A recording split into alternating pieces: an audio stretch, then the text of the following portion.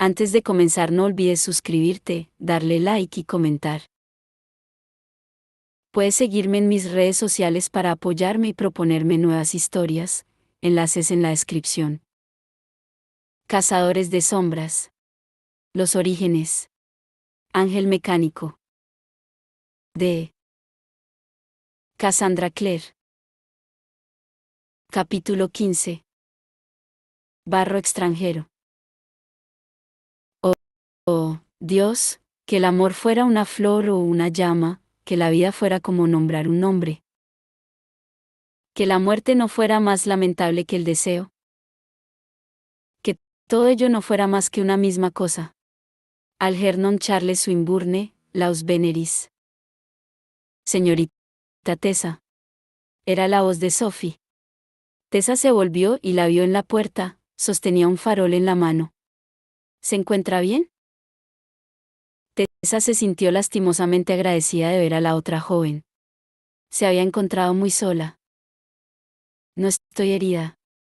Henry ha ido tras esas criaturas, y Charlotte. No les pasará nada. Sophie cogió a Tessa por el codo. Venga, entremos, señorita. Está sangrando. ¿Sangrando? Confusa, Tessa se llevó los dedos a la frente, los apartó manchados de sangre. He debido de golpearme la cabeza contra los escalones al caer. Ni siquiera lo había notado. Es por la impresión, repuso Sophie con calma, y Tessa pensó en cuántas veces durante el tiempo que llevaba trabajando allí debía de haber visto Sophie cosas así, cortes profundos, sangre. Venga, y le buscaré unos trapos fríos para la cabeza. Tessa sintió. Echó una última ojeada a la destrucción que reinaba en el patio, y dejó que Sophie la guiara por el instituto. Sintió como si el tiempo se espesara en una especie de neblina. Sophie la ayudó a subir y a sentarse en un sillón del salón, luego desapareció y volvió al cabo de un momento con Agatha, que le puso a Tessa una taza de algo caliente en la mano. Tessa supo que era en cuanto lo olió, coñac y agua. Pensó en Nate y vaciló, pero después de unos tragos, las cosas volvieron a su cauce. Charlotte y Henry regresaron, llevando con ellos el olor del metal y la pelea. Con los labios apretados, Charlotte dejó las armas sobre la mesa e hizo llamar a Will. Este no respondió, pero sí lo hizo en su lugar Thomas, que llegó corriendo por el pasillo, con la chaqueta manchada de sangre, para informarle de que Will estaba con Jem y que este último se pondría bien. Las criaturas lo han herido y ha perdido bastante sangre, explicó Thomas mientras se pasaba la mano por el enmarañado cabello castaño. Miraba a Sophie mientras hablaba. Pero Will le ha puesto un iratse. ¿Y su medicina? Preguntó Sophie rápidamente. ¿Ha tomado un poco? Thomas asintió, y la tensión en los hombros de Sophie se relajó ligeramente. La mirada de Charlotte también se dulcificó. Gracias, Thomas, dijo. Quizá puedas ver si necesita algo más. Thomas asintió, y regresó al pasillo después de lanzarle una última mirada a Sophie, que no pareció darse cuenta. Charlotte se dejó caer sobre el sofá opuesto al de Tessa. Tessa, ¿puedes contarnos qué ha pasado? Tessa, que agarraba la taza con dedos helados a pesar del calor de la bebida, se estremeció. ¿Habéis cogido a los que han escapado? ¿A lo que sean? Los monstruos de metal. Charlotte negó muy seria. Los hemos perseguido por varias calles, pero desaparecieron cuando llegamos a un Hereford Bridge. Henry piensa que la magia ha tenido algo que ver. Un túnel secreto, añadió Henry. También sugerí lo del túnel, cariño. Miró a Tessa. Su agradable rostro estaba manchado de sangre y aceite, y tenía roto y rasgado el brillante chaleco. Parecía un escolar después de una pelea en el patio. Quizá los vio saliendo de algún túnel, señorita Grey. No, contestó Tessa, y la voz le salió casi como un susurro. Para aclararse la garganta, tomó otro sorbo de la bebida que Agatha le había llevado, y dejó la taza en la mesa antes de contarlo todo: el puente, el cochero, la persecución, las palabras que había dicho la criatura y la forma en que habían entrado por la verja del instituto. Charlotte la escuchaba con el rostro pálido y tenso, incluso Henry estaba sombrío. Sophie, sentada cerca en silencio, prestaba atención a la historia con la seria intensidad de una escolar. Han dicho que era una declaración de guerra, concluyó Tessa. Que iban a vengarse de nosotros, de vosotros, supongo, por lo que le pasó a De Quincy. ¿Y la criatura se refirió a él como el magíster?, preguntó Charlotte.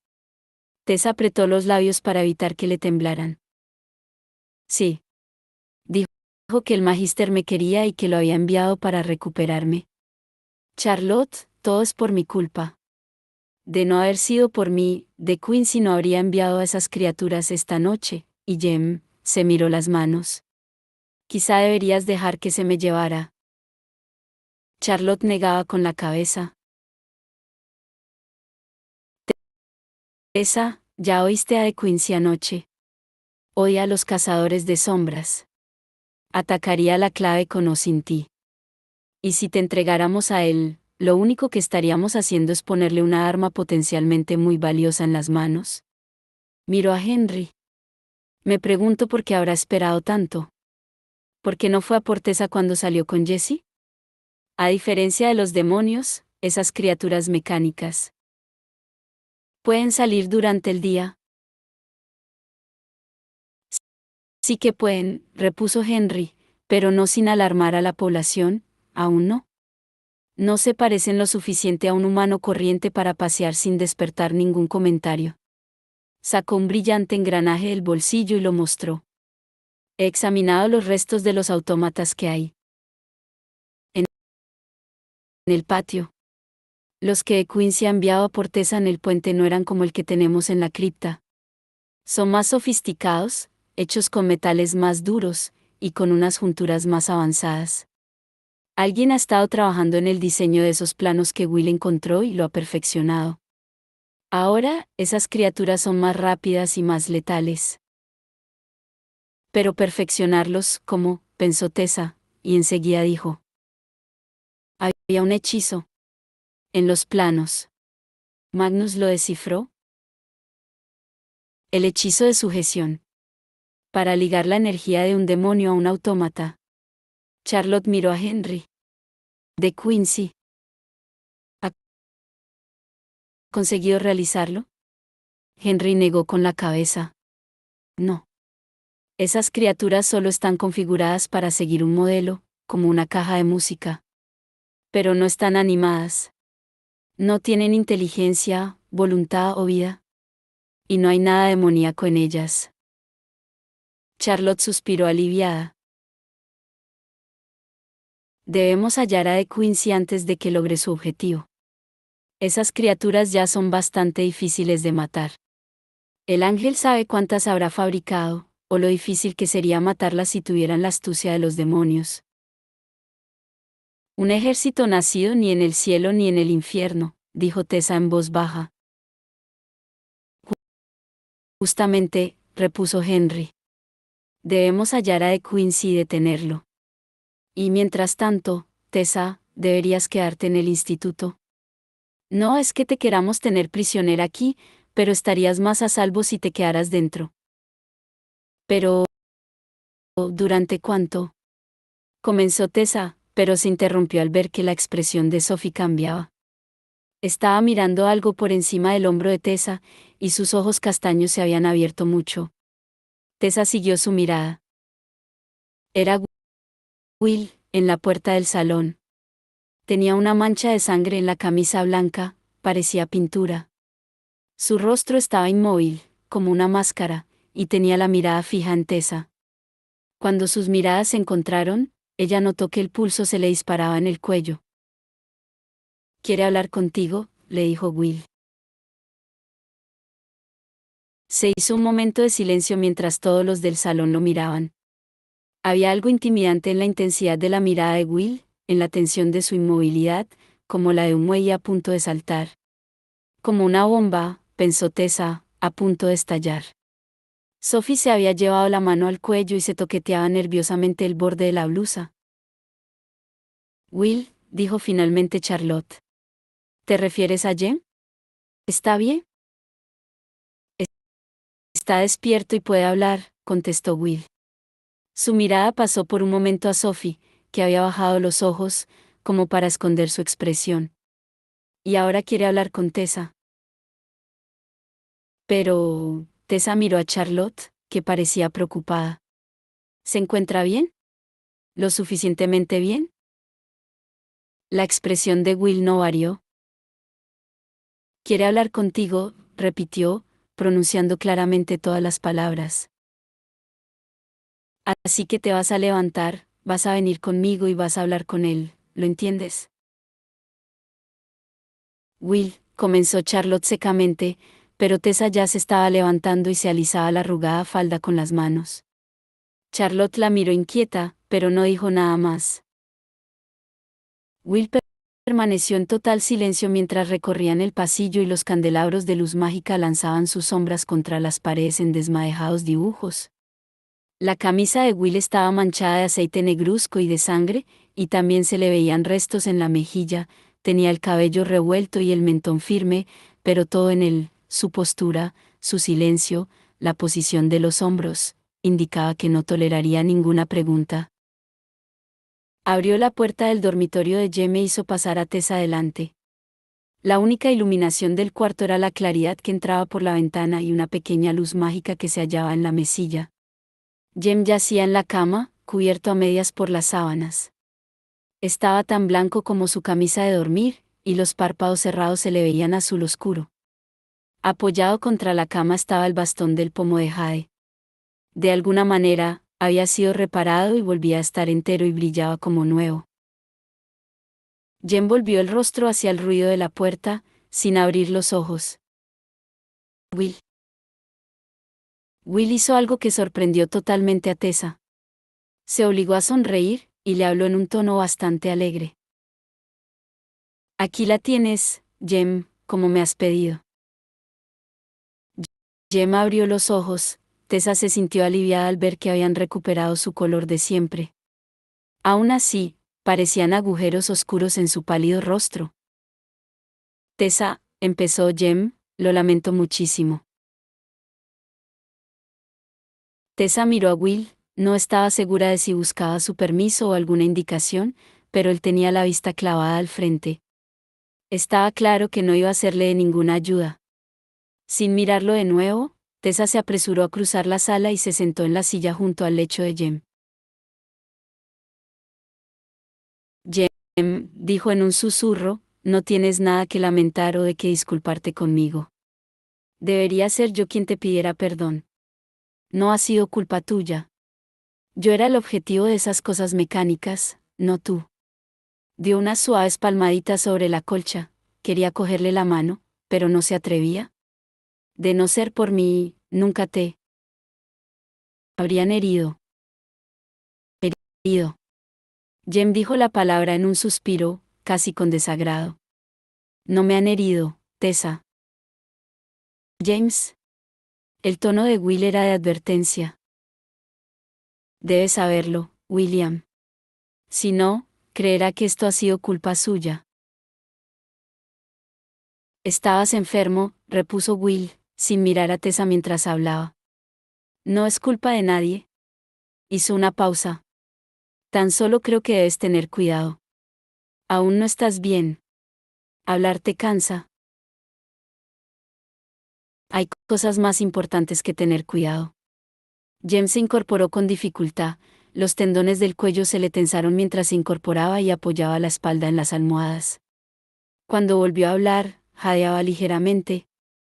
Si no te gusta, Will, no tienes por qué quedarte. Tessa oyó que la puerta se abría y luego se cerraba con un ligero chasquido. Supo sin mirar siquiera que Will se había marchado. No pudo evitar sentir una punzada de angustia, como siempre le pasaba cuando él salía de la sala donde ella estaba. Jem suspiró. ¿Es tan obstinado?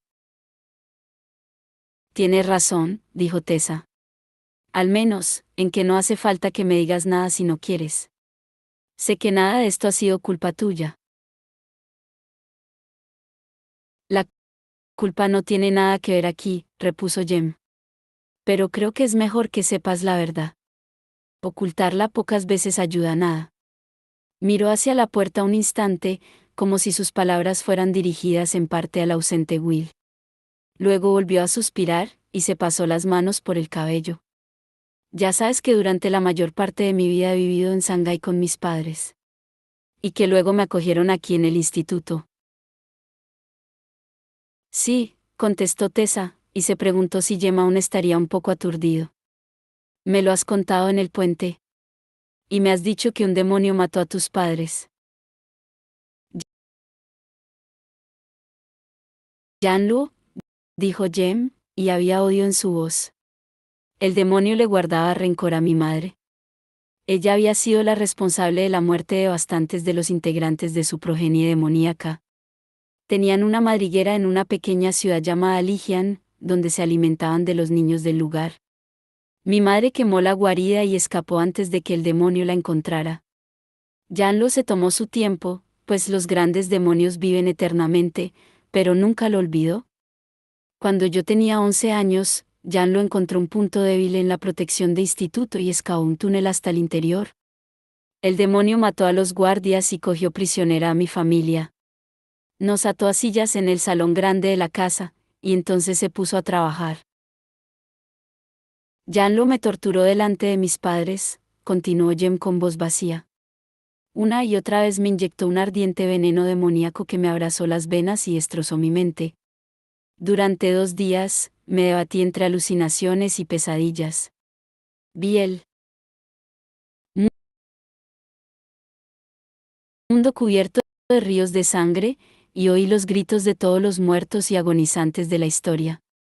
Vi arder Londres, y grandes criaturas de metal ir de un lado a otro como arañas enormes. Paró para respirar. Estaba muy pálido, y la camisa se le pegaba al cuerpo por el sudor, pero con un gesto trató de borrar la expresión preocupada de Tessa. Cada pocas horas, volvía a la realidad durante el tiempo suficiente para oír a mis padres gritando por mí. Luego, el segundo día, solo oí a mi madre. Mi padre había sido silenciado. La voz de mi madre era áspera y quebrada, pero aún gritaba mi nombre.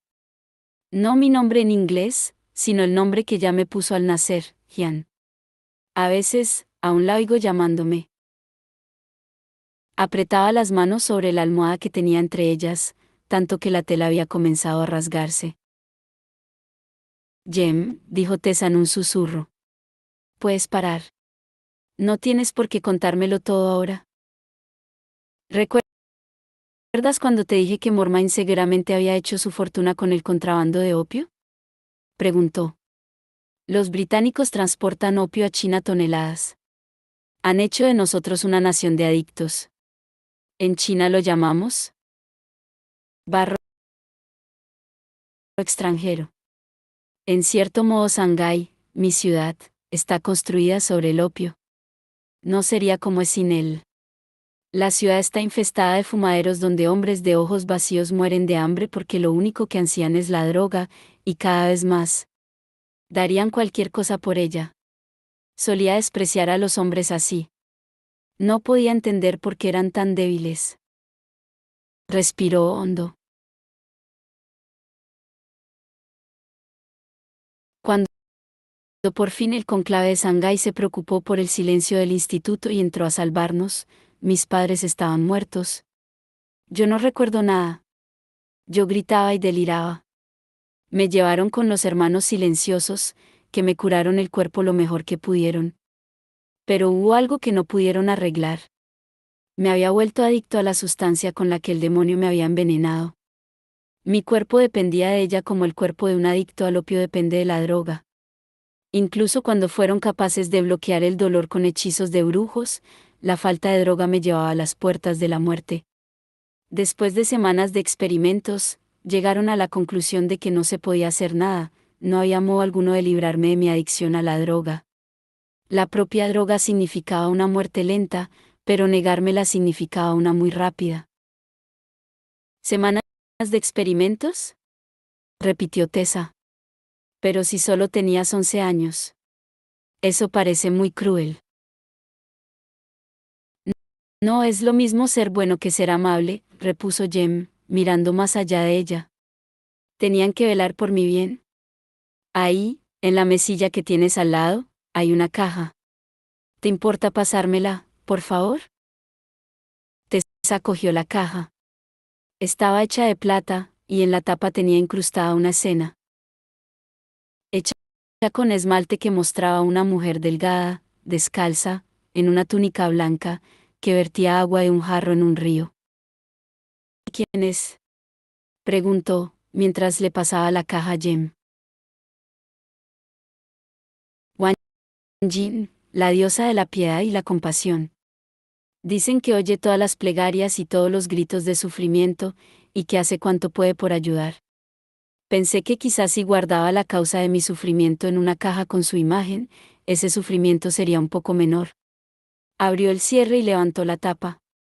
Dentro había una gruesa capa de lo que, en un principio, Tessa pensó que sería ceniza, pero de un color demasiado intenso.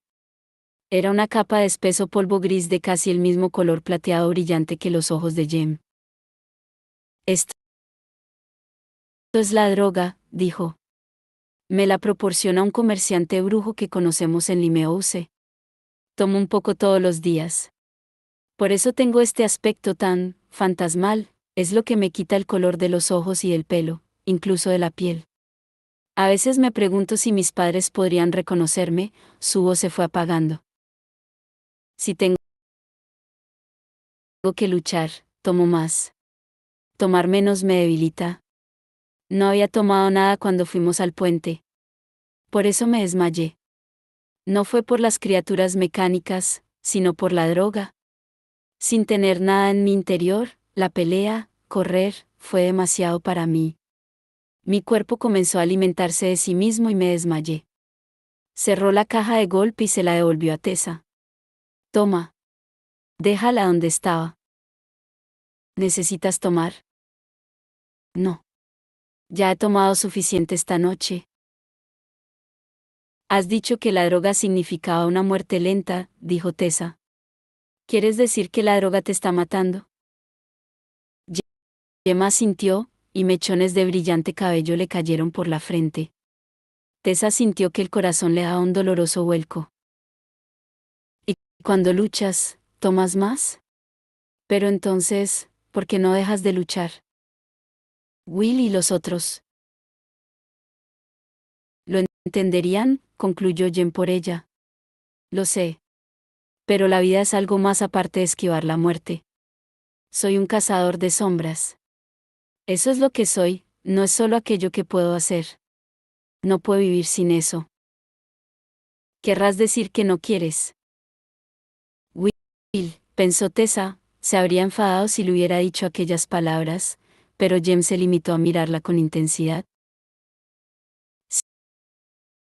Sí, quería decir exactamente eso.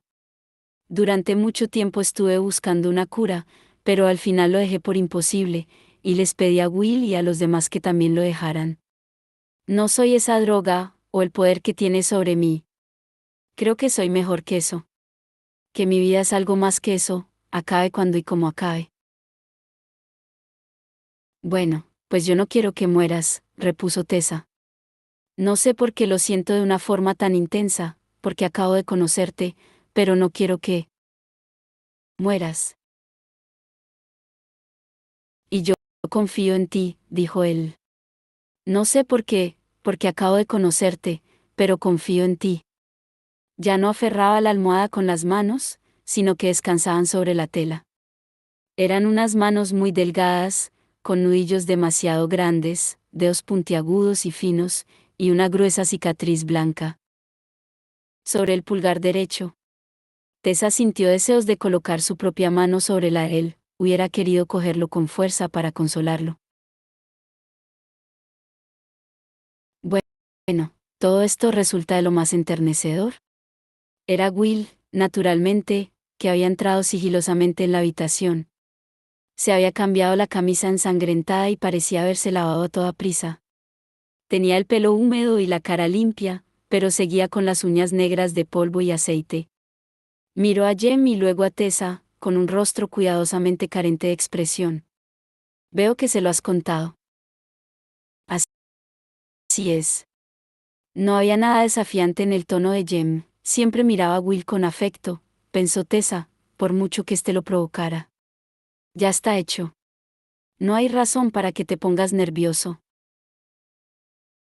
Discúlpame que discrepe, replicó Will. Miró a Tessa con intención. Ella recordó lo que le había dicho sobre no cansar a Jem y se puso en pie, alisándose la falda. Jem la miró resignado. ¿Ya te vas? Esperaba que te quedaras y fueras mi ángel cuidador, pero si debes irte, ¿qué remedio?